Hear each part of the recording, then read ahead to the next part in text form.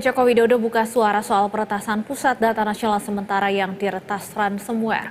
Jokowi meminta adanya evaluasi serta dicarikan solusi ke depan agar peristiwa serupa tidak kembali terjadi. Hal tersebut diungkapkan oleh Presiden Joko Widodo usai meresmikan pabrik baterai kendaraan listrik di Karawang, Jawa Barat.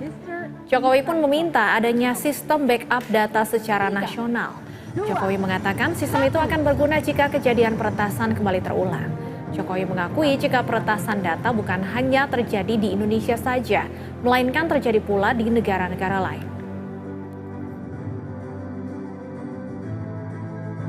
Ya, sudah kita evaluasi semuanya. Yang paling penting semuanya harus dicarikan solusinya agar tidak terjadi lagi, di backup semua data nasional kita, sehingga kalau ada kejadian kita tidak terkaget-kaget. Dan ini juga terjadi di negara-negara lain, bukan hanya di Indonesia saja.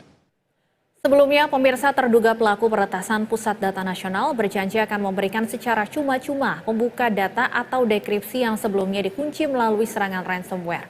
Hacker yang menamakan diri mereka Brainchiver bahkan meminta maaf kepada masyarakat Indonesia.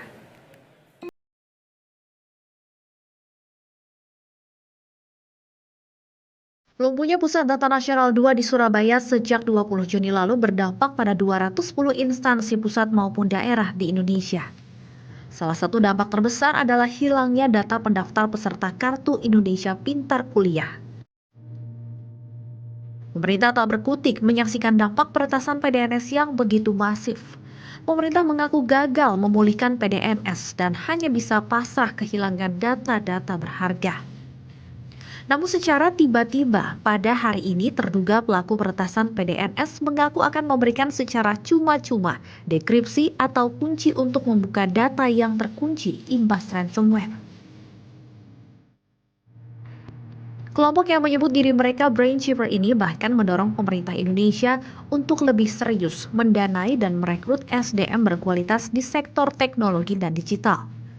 Dalam keterangan tertulisnya, Brainchiver juga meminta maaf kepada seluruh masyarakat Indonesia lantaran terdampak peretasan yang mereka lakukan. Tidak adanya data backup di sejumlah instansi membuat pemerintah gigit jari ketika Pusat Data Nasional diserang hacker. Hal inilah yang dicecar oleh Komisi 1 DPR saat memanggil Menkominfo dan Kepala BSSN Kamis pekan lalu. Saudara sudah tanggung jawab. Benar Pak, harusnya memang kami makanya kami akan merubah aturannya untuk memastikan. Akui saja tadi, kalau memang salah. Oh ya tadi kami sudah mengakui tadi disampaikan Pak Menteri. Tidak Pak.